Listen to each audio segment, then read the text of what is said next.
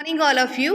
આજે આપણે ટીવાયના સેમ 5ના વિદ્યાર્થીઓ જે આપણી સમક્ષ બેઠા છે એ વિદ્યાર્થીઓ ઓગસ્ટ કોમ્ટે જે ભારતના અને જે વિશ્વ પ્રસિદ્ધ સમાજશાસ્ત્રી છે, જેને સમાજશાસ્ત્રના પિતા તરીકે ઓળખવામાં આવે છે, એમના જીવન અને કવન વિશે કેટલીક બાબતોનો ઉલ્લેખ કરશે. તો આવે જાણીએ કે એ કેટલું સમજ્યા છે અને કેટલું એ જાણે છે ઓગસ્ટ કોમ્ટે વિશે. ઓગસ્ટ કોમ્ટેનો જન્મ કયા દેશમાં થયો હતો? ફ્રાન્સમાં. Very good. કયા શહેરમાં થયો હતો? મોન્ટેપિલિયર. કઈ તારીખે થયો હતો? 19 જાન્યુઆરી 1798માં થયા હતા.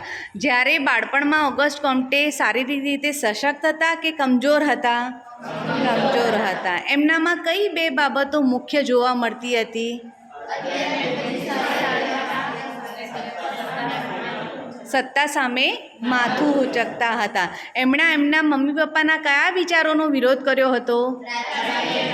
ઓકે. એમણે કઈ બાબતનો અસ્વીકાર કર્યો હતો? કેથોલિક વાદનો અસ્વીકાર કર્યો હતો. એમણે આગળ કયા વર્ષે એમણે ગણિતના લેક્ચર આપવાનું શરૂ કર્યું હતું? 16 વર્ષની ઉંમરે એમણે ગણિતના વ્યાખ્યાનો આપવાનું શરૂ કર્યું હતું. ત્યારબાદ એમણે કઈ શાળામાં પ્રવેશ મેળવ્યો હતો? ઓકે. સંસ્થામાં. ઓકે. ત્યાં એમના જીવનમાં કઈ ઘટના બની જેનાથી એમને સ્કૂલમાંથી બેદખલ કરવામાં આવ્યા હતા? સત્તાશાળી શિક્ષકનું રાજીનામું માંગ્યું હતું. તો સ્કૂલના ટીચર્સે રાજીનામું સ્વીકાર્યું હતું અને એમને શું કરવામાં આવ્યા હતા? સ્કૂલમાંથી બેદખલ.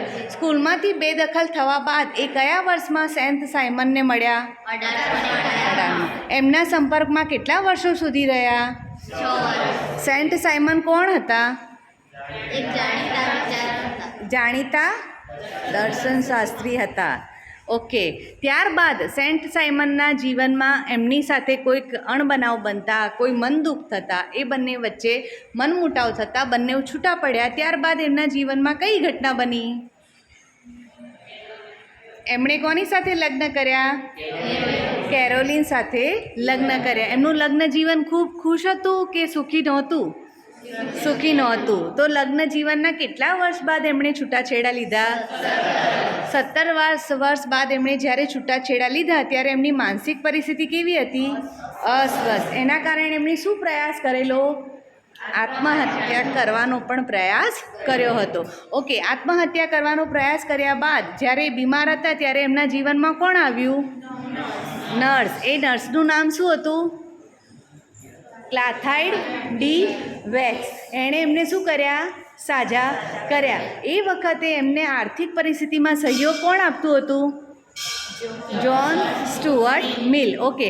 અને ક્લાથાઇડ ડી વેક્સના કયા વિચારોથી ઓગસ્ટ કોમ્ટે પ્રભાવિત હતા? માનવતાના ધર્મ. બરાબર.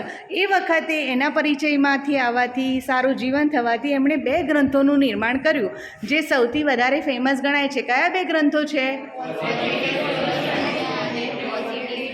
પોલિટી. Very good. હવે પોઝિટિવ ફિલોસોફી વિશે વાત કરીએ તો એ ગ્રંથનું લખાણ ઓગસ્ટ કોમ્ટે કેટલા વર્ષ સુધી કર્યું?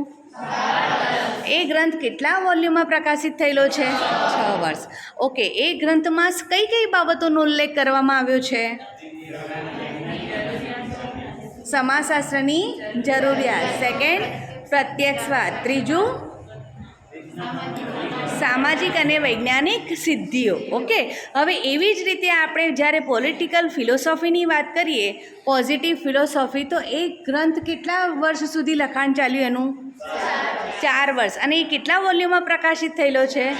4 વોલ્યુમ. અને આ પોઝિટિવ ફિલોસોફીમાં કઈ બાબતોની વાત કરેલી છે? પોલિટીમાં અગાઉ જે બાબતો છે એનું વિસ્તૃતીકરણ આપવામાં આવે.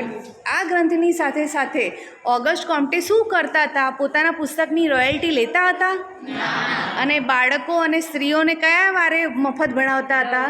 દર રવિવારે સ્ત્રીઓ અને બાળકોને મફત શિક્ષણ આપતા હતા અને સમાજમાં ચેતના અથવા સુધારણા લાવવાનું કાર્ય કરતા હતા.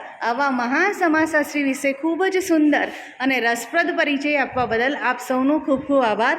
જોરદાર તાળીઓથી આપનું અભિવાદન કરીએ.